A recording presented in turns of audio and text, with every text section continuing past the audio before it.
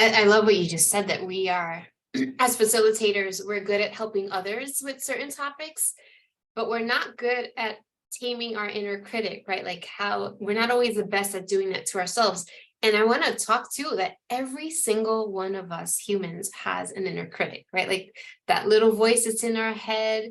It's critical, it's judgmental, it's mean, it's not the nicest voice that we have in our head, but every single one of us has it. So I don't want anyone listening to be like, well, is it just me? It's not, it's all of us. And we all get to look into that.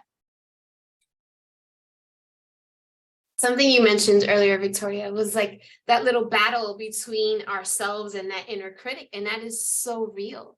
Like, so it's that mental commentator. So that's how I see it. Like this critic that we have, it's a commentator. It's evaluating all the things we're doing, all the things we're not doing, how we're showing up. Do we talk enough? Do we talk too little? Like it's literally a commenter going on in your brain. So like that battle war, whatever you want to call it, between ourselves and that critic can get tiring. And the reason I'm excited to talk about it today is because if we don't start to become aware of that inner critic, it'll win. Right? It'll constantly win, and you'll constantly be hearing all these negative, judgmental things instead of trying to learn how to shift it.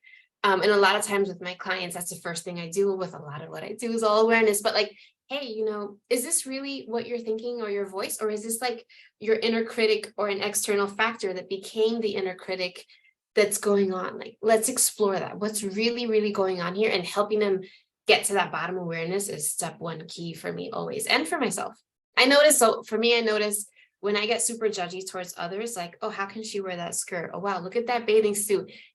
9 out of 10 times it's because I'm having some issues with that in myself. Like, why didn't I wear that skirt? And why didn't I wear that bathing suit? So for me, that has become like a light bulb. If I'm becoming judgy, okay, what's going on inside of me that's not doing well? 1000%. And what I was going to say too is recognizing what your inner critic says, like the actual words. So for a lot of my clients, it's like, well, I'm not smart enough, or I'm not good enough, or I didn't get enough college education. Or when you start to hear certain words, like when you hear a lot of enough in your head, that is usually your inner critic. And it's like, oh, okay, wait, but I did go to college and then I did take this course online. So like, talk to your inner critic, right? Like, prove it wrong. And that's something that I like to do too with my clients is, okay, wait, so if you're really thinking you're not good enough, let's explore that. If you're not smart enough, but yet you went to law school, got the bar, and now you're at a law firm. So tell me where you're not really smart enough. So like combating that inner critic with facts is like one of my favorite ways to help start to bring in that self-compassion. Because it's hard when we're in it. When that head is going, it's so hard. But one of the first steps, awareness, and then like talking to it is so helpful. Playing and sometimes becoming, going back, allowing yourself to become that child can reveal so many things, because we're not talking from the adult, we're talking from the 5, 4, 7 years old. Yeah, I mean, it sounds so good, Victoria. And getting deeper into the self-compassion part of our conversation, right? We talked a lot about like what the inner critic is and how we deal with that, but shifting from that into self-compassion takes time. So keep trying. But one of my favorite ways is being in gratitude. So think about the things you do have, that who you really are, talking about what MJ say, what your truth is, your authentic self, like tapping into the things you are already, right? Like, I own my home. I love my home. It can be simple. It can be, my teeth are straight, I did Invisalign. It can be, I just finished an exam, and whatever it is, like, be grateful about it. Like, gratitude is such an amazing emotion and feeling, and that'll start to build your self-compassion over time. It takes practice, like most of the things we talk about on this podcast, but really tapping into gratitude to me is a fantastic way to start becoming self-compassionate. Cleansing your aura, doing exercises, meditation, and grounding, where you're releasing that energy that isn't yours. There's, like I said earlier, there's exactly, yes, Natalie, just let it go. It's not mine. But first you have to become aware of it, Yeah, 1000%. To answer your question and give more examples, I love exercises. It's like my favorite part of my coaching with my clients.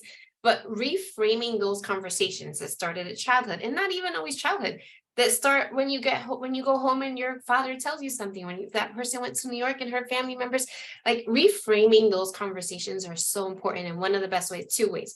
First is affirmations. Create new affirmations for yourself. Like maybe, and it could be, let's use your example, Victoria, that your father says you're gaining weight. Maybe it is, I'm enjoying my summer fruits this season, right? Like I'm enjoying my fullness. I'm enjoying my curves. Like make your own affirmations that feel so good in your body that you believe it. Because I find that sometimes when you use other affirmations, it doesn't have the same effects, but use affirmations that like, oh, yes, you're right. I do love being full in my body. It is summertime. I'm not worried about diets, right? Embrace that. So reframing the conversation in that way. A second way for me is journaling. And I think, as you just mentioned, it's like part of meditation and also journaling. Get it out. Get it out of your head. I'm not good enough. I'm not skinny enough. I'm not smart enough. Why do I keep making the same mistakes? Put it all out on paper. Get it out of your body. It's another way, like Melvis says, to release, and it's so healthy. Like we can actually feel Right. that energy within us. I That was gonna connection. say that too. I feel different when I'm connected to my higher. It's just like a yummy. So yeah, for sure. And then Melvis, I even take it one step further when just writing down things on paper. I tell some of my clients, take that paper, throw it in the garbage, burn it, give it to a bird to fly. Like, it sounds silly, but doing some of these physically, like, oh, this little thing, okay, garbage, bye. Like, it feels so good to say, I don't need those thoughts. Inner critic, you're here, I see you, but I don't need you right now. It's so cathartic to do something physical like that. So I love what you said that. Yeah, it makes a big difference because what we're doing is that we are consciously saying goodbye to this. Yeah, rejecting. Yeah. Right. So it's anything else that we would like to share with the audience? No, I love everything that was said. So many tips. And remember, like, guys, we all have this inner critic. So even the most confident people that you look at and look up to on Instagram and everywhere, they have it too. And it's okay to have your inner critic. It's not okay to constantly be believing what your inner critic says, right? And like, you can use any of the tools and suggestions we talked about today. Absolutely. Yeah. Thank you so much for being here. We'll see you guys on the next one.